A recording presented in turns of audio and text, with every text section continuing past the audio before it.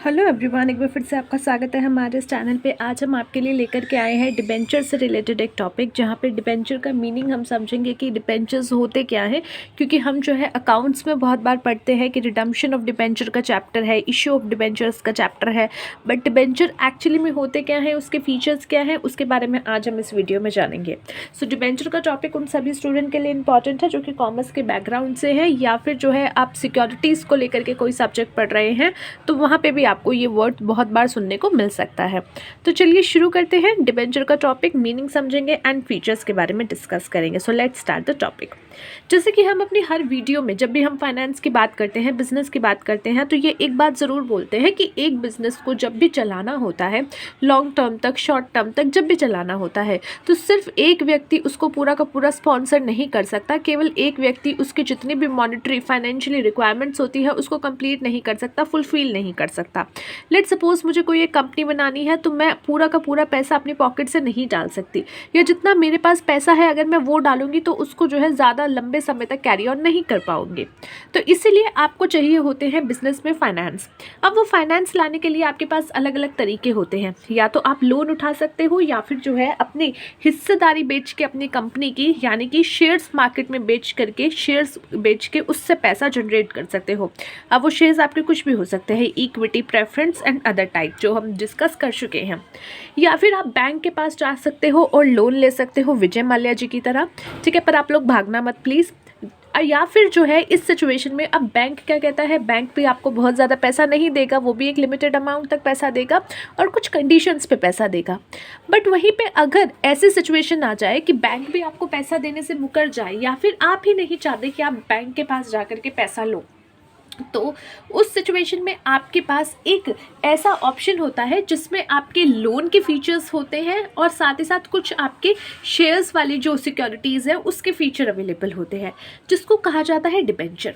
Debenture आपकी ऐसी securities होती है जो कंपनी इशू करती है, और आप जैसे, हम जैसे लोकल जो छोटे मोटे इन्वेस्टर हैं या बड़े इंस्टीट्यूशनल इन्वेस्टर हैं या कोई भी इन्वेस्टर है, वो जा कर के इनके डिबेंचर बाय कर सकता है।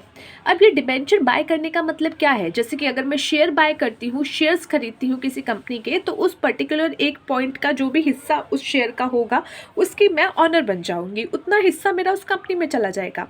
लेकिन डिबेंचर में ऐसा नहीं होता। डिबेंचर का मतलब है कि आप कंपनी को लोन प्रोवाइड कर रहे हो, जिसके बदले में कंपनी आपको हर साल 6 महीने या जो भी टाइम पीरियड पहले से डिसाइड किया जा चुका होगा उसके अकॉर्डिंग आपको इंटरेस्ट प्रोवाइड करेगा। और एक टाइम पीरियड जाने के बाद जैसे आपका लोन पूरा का पूरा बैक हो जाता है, पे बैक हो जाता है, वैसे ही डिबेंचर्स को जो है रिडीम कर लिया जाएगा। जितना भी अमाउंट होगा वो एक टाइम के बाद, जैसे 5 साल, 10 साल या जो भी टाइम पीरियड वॉज डिसाइडेड, जितना भी टाइम पीरियड के लिए उसको डिबेंचर्स इशू किए गए हैं, तो उस टाइम पीरियड के बाद वो पैसा आपको वापस दे दिया जाएगा। और साथ ही में आपको हर साल 6 महीने जो भी टाइम पीरियड है उसमें इंटरेस्ट तो मिल ही रहा है। तो ये इसमें आपको दिखेगा कि बैंक से लिया गया लोन का जो फीचर होता है, कुछ ऐसा ही फीचर इसमें भी आपका है। देखो, ट्राइपॉड तो सीधा होने से रहा, तो मैं सोच रही हूँ नोटबुक की टेढ़ी कर लूँ ताकि आपको थोड़ा इजी रहे। सो बैंक के थ्रू जब आप लोन लेते हो, आपको वहाँ भी इंटरेस्ट देना पड़ता है, प्रिंसिपल अमाउंट देना पड़ता है और उसको ख़त्म करना पड़ता है। वैसा ही फीचर आपका यहाँ भी है। और सिक्योरिटी ये आपको मिल रही है, तो इक्विटी का जैसे आप सिक्योरिटी बाय करते हो वैसे उसका फीचर आपको यहाँ मिल रहा है।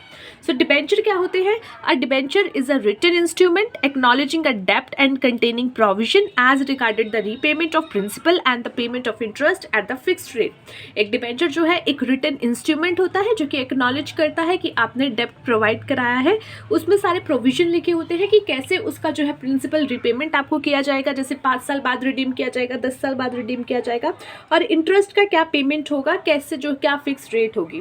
देखिए, इक्विटी शेयर्स हो गए या जो भी शेयर्स होते हैं, वहाँ पे जो आपकी इक्विटी शेयर्स की बात करें तो वहाँ पे आपको नहीं पता होता आपको कितना डिविडेंड मिलेगा।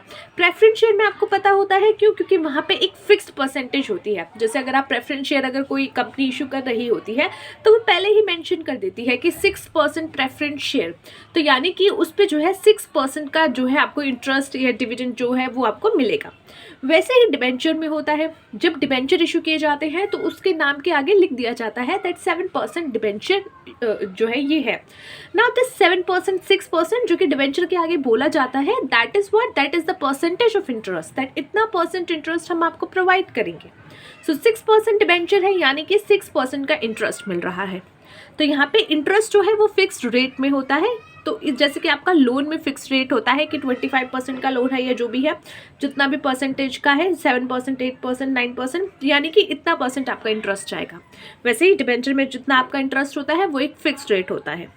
It include debenture, stock, bonds and और other instrument of the company evidencing a debt whether constituting a charge on the asset of the company or not।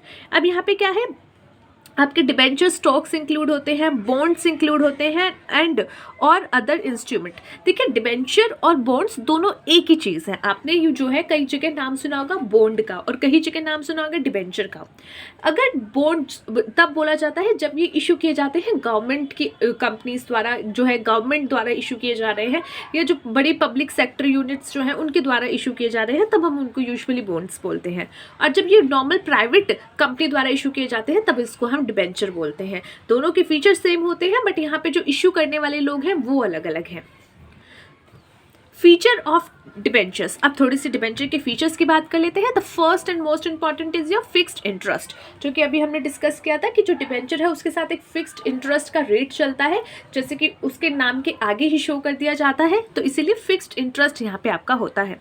The rate of interest payable on the debenture is fixed and is payable on the face value of the debenture. और ये किस पे किया जाएगा, face value of debenture पे।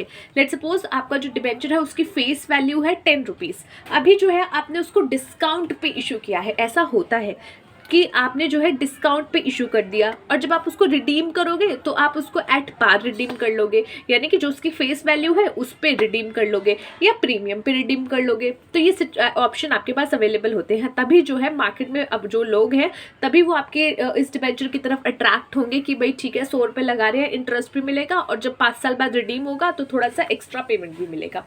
तो इसीलिए इसका जो है फिक्स्ड इंटरेस्ट होता है। अब ये इंटरेस्ट जो है पेबल होता है किस पे, फेस वैल्यू पे, कि भाई जो फेस वैल्यू है, जैसे 10 रुपये का फेस वैल्यू है, भले ही आपने डिस्काउंट पे इशू करके 8 रुपये या 9 रुपये या 9.5 रुपये में जो है मार्केट में बेचा है, मार्केट में प्रोवाइड कराया है, लेकिन जब इंटरेस्ट की कैलकुलेशन होगी वो 10 रुपये से होगी जो कि फेस वैल्यू है। नो वोटिंग राइट्स, देखिए आपके जो है इक्विटी शेयर्स होल्डर्स के पास जो है वोटिंग राइट्स अवेलेबल होते हैं। प्रेफरेंस शेयर के पास इक्का दुक्का कुछ सिचुएशंस में होते हैं बट मैक्सिमम जो है इक्विटी शेयर होल्डर के पास ही पूरा हक होता है वोटिंग राइट्स का। बट यहाँ पे डिबेंचर के पास भी जो है कोई वोटिंग राइट्स नहीं होता। The debenture holder do not enjoy voting rights accept eight there class meeting, यानी जो इनकी क्लास की मीटिंग होती है, डिबेंचर होल्डर्स की जो क्लास मीटिंग्स होती हैं, क्योंकि भाई आपने तो लोन प्रोवाइड किया है, आपको कुछ कुछ जगहों पे तो मीटिंग करनी पड़ेगी ना, कुछ सिचुएशंस में, कुछ जगहों पे, तो इसलिए वहाँ पे आपको जो है वोटिंग राइट्स होता है। अदरवाइज कंपनी के किसी भी काम के में या कुछ भी करने में आपको राइट अवेलेबल नहीं है। आपने कभी देखा है कि किसी आपके दोस्त को लेट सपोज आपने 100 रुपये दिए, उसने आपसे 100 रुपये मांगे, आपने उसको 100 रुपये दे दिया, अब वो 100 रुपये से चला गया बीड़ी पीने, आप कह रहे हो नहीं तू मेरे पैसे से बीड़ी नहीं पिएगा। अरे भाई तूने मुझे लोन दिया, that is now up to me what I want to use of this amount, कि क्या मुझे यूज़ करना है या फिर इस अमाउंट से क्या बाय करना है, कौन सी जगह इन्वेस्टमेंट करनी है, that is totally up to him, you can't say anything. In the same way debentures holders में भी ऐसी सिचुएशन होती है, वो इस चीज़ को लेकर के इसीलिए जो है वोटिंग राइट्स उनको अवेलेबल नहीं होते हैं। So the debenture holder do not enjoy voting rights accept eight there class meeting, यानी कि जो उनकी क्लास की मीटिंग है, कि ऐसा भी नहीं है कि बिल्कुल ही आप पैसे उड़ा रहे हो, तो कुछ सिचुएशन में आपकी क्लास मीटिंग में आपको वोटिंग राइट होते हैं और किसी में नहीं। They do not have right to elect director and to participate in the management, उनके पास कोई राइट नहीं होता कि वो डायरेक्टर्स को इलेक्ट करें या फिर उनके पास कोई राइट नहीं है कि वो मैनेजमेंट में पार्टिसिपेट करें।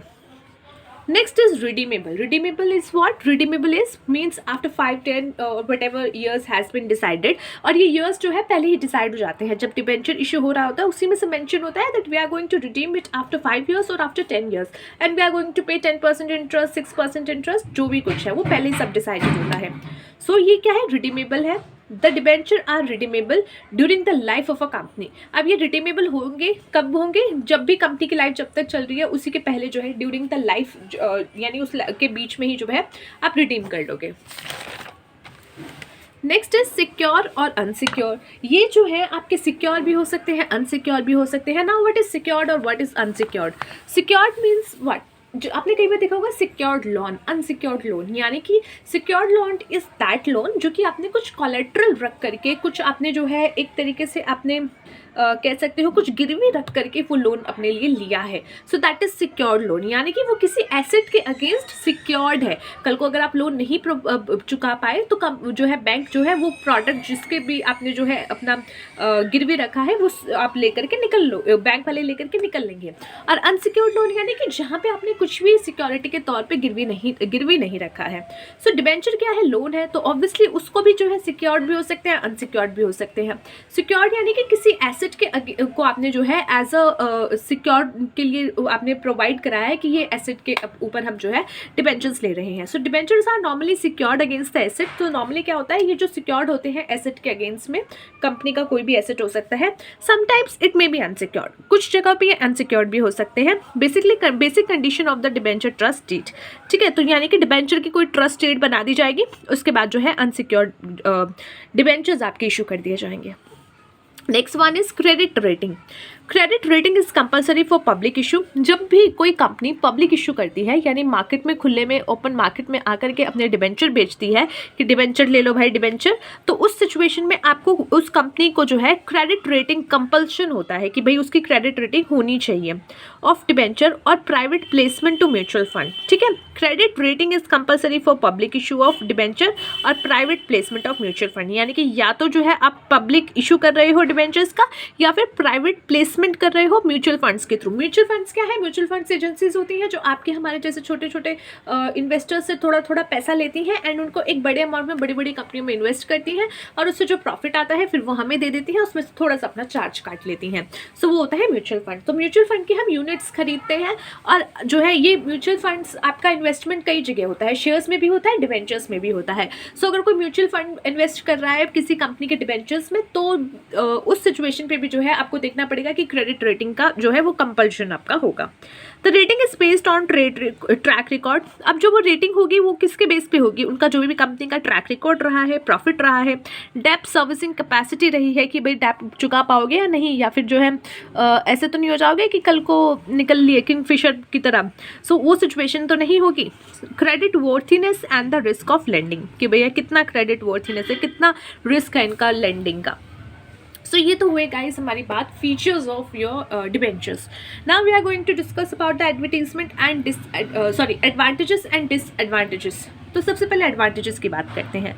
लो कॉस्ट ऑफ डेप्ट कैपिटल इज लोअर। जो डेप्ट की कैपिटल का कॉस्ट होता है वो लोअर होता है व्हेन कंपेयर टू इक्विटी और प्रेफरेंस कैपिटल। जब आपकी इक्विटी और प्रेफरेंस के साथ इसका कंपैरिजन किया जाता है तो इसमें जो है लो डेप्ट कैपिटल होता है। कैसे? क्योंकि यहाँ पे आपको जो है कम हिस्सा देना पड़ता है। इक्विटी वालों को क्या करना पड़ता है? प्रॉफिट का शेयर बांटना पड़ता है, उनके साथ सब कुछ जो है उनको बांटना पड़ता है। वहाँ पे वो अपने टांग अड़ाने भी आ जाते हैं हर मीटिंग में कि हम जो है हम ई ना चालबो, ई डायरेक्टर ना चालबो तो ई डायरेक्टर ना चालबो। तो वो डायरेक्टर्स की मीटिंग्स भी मतलब डायरेक्टर्स को एक देखते हैं कि भाई कोई इंडिपेंडेंट डायरेक्टर रहे, ये सब चीज़ें रहे, बोर्ड ऑफ डायरेक्टर का पूरा अच्छे से सिस्टम रहे, मीटिंग्स में आए, हर जगह आते रहते हैं। साथ ही साथ जो है फाइनेंशियली बात हो रही है यहाँ पे कॉस्ट की, लो कॉस्ट की, तो वहाँ पे फाइनेंशियली भी अगर देखा जाए तो डिबेंचर होल्डर्स को जो है कम इंटरेस्ट देना पड़ता है। डिबेंचर होल्डर्स का इंटरेस्ट इतना हाई नहीं रहता है। रिटर्न की बात करें वहाँ पे कम रिटर्न मिलते हैं, बट ये होता है कि हाँ वहाँ पे आपको श्योरिटी है कि वो रिटर्न मिलने ही वाला है। सो इसीलिए यहाँ पे जो है कम कॉस्ट आपको मिलती है, कम कॉस्ट आपकी लगती है कंपनी के पॉइंट ऑफ व्यू से देखें तो। द गियरिंग और leverage effect is advantages for company with good return on capital employed. तो जो कैपिटल एम्प्लॉयड आपने लगाया है, जो कैपिटल आपने प्रोवाइड कराया है कंपनी को, तो उससे जो मिलने वाला रिटर्न होता है वो भी आपके लिए, कंपनी के लिए एक अच्छा हो जाता है। No dilution of control. Debenture financing does not result in dilution of control. अगर आप डिबेंचर फाइनेंस कर रहे हो तो इसका मतलब ये नहीं है कि आप जो है कंट्रोल में डिल्यूशन करोगे, ना कराओगे, नहीं। In a period of rising price, debenture issue is advantages. The fixed monetary outgo dangerous in real terms as the price level increases. अब अगर जहाँ पे जिस सिचुएशन में प्राइस राइज हो रहे हैं मार्केट में, तो उस सिचुएशन में डिबेंचर क्या है, डिबेंचर इशू करना एक एडवांटेज हो जाता है। क्यों? क्योंकि जो आपका आउटगो होने वाला है, जो भी आपका पैसा जाने वाला है, उसकी जो वैल्यू है रियल टर्म्स में वो थोड़ी कम ही है। Next is your disadvantage. Debenture interest and capital employed are obligatory payments. अब यहाँ पे आपने जो है डिबेंचर्स लिए हैं, तो जिस तरीके से बैंक से लोन लेने पे आपको इंटरेस्ट पे करना ही पड़ता है, वैसे डिबेंचर का हाल है। यहाँ पे आपको जो है पेमेंट करनी ही पड़ेगी, जो आपका चाहे कोई भी सिचुएशन हो, इंटरेस्ट आपको पे करना ही पड़ेगा। Interest shall be payable even in case of insufficient profit for the year. भले ही आपके पास इस साल कोई प्रॉफिट नहीं हुआ है, still you have to pay to the debenture holders the amount which is decided as interest. ठीक है, तो जो भी इंटरेस्ट का अमाउंट डिसाइडेड हुआ है वो आपको पे करना ही पड़ेगा। किसको? आपके डिबेंचर होल्डर्स को। There may be restrictive convenient यानी conditions in a debenture trust deed. ठीक है, कुछ आपकी ऐसी कंडीशंस हो सकती हैं डिबेंचर ट्रस्ट डीड। अब डिबेंचर ट्रस्ट डीड कब बनती है? जब आप अनसिक्योर्ड डिबेंचर बनाते हो, अनसिक्योर्ड डिबेंचर इशू कर रहे होते हो। सो उस सिचुएशन में कुछ रिस्ट्रिक्टिव आपकी कंडीशंस भी हो सकती हैं, जो आपको आपके बिजनेस के लिहाज से आपको अच्छी नहीं लगेगी। क्यों? क्योंकि भाई आप बिना कुछ सिक्योरिटी के, बिना कुछ जो है गिरवी रखे डिबेंचर्स ला रहे हो, तो कुछ सिचुएशंस में तो आपको प्रॉब्लम हो सकती है। Debenture financing increase the financial risk associated with the firm. Debenture financing जो होता है वो इंक्रीज करता है क्या? Financial risk associated with the firm. Next is since debenture need to be paid during maturity a large amount of cash outflow is needed at that time.